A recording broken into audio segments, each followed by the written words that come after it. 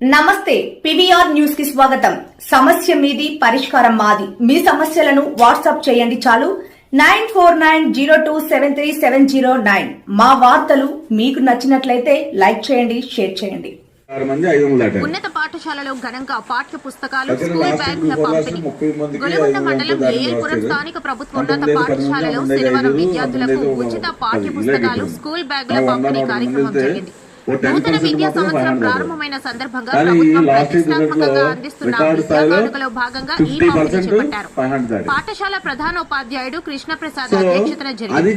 ఈ సందర్భంగా school management committee chairman Lagudu Raju మాట్లాడుతూ పేద మధ్య తరగతి విద్యార్థులకు నాణ్యమైన విద్యను అందించడమే ధ్యేయంగా ప్రభుత్వం విద్యారంగాన్ని పెద్దపీట వేస్తోందని అన్నారు.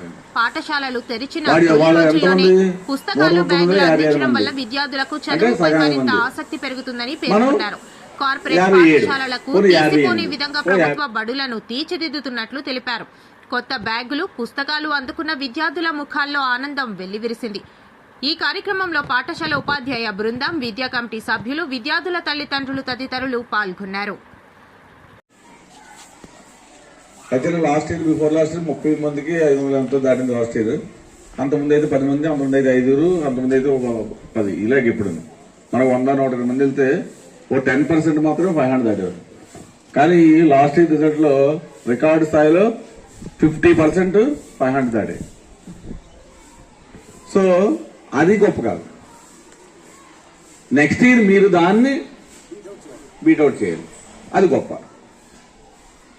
వెనకాల ఆడు చేశాడు, ఆడేసాడు. మనం ఏం చేసామని ఇంపార్టెంట్. వాళ్ళ ఎంతమంది?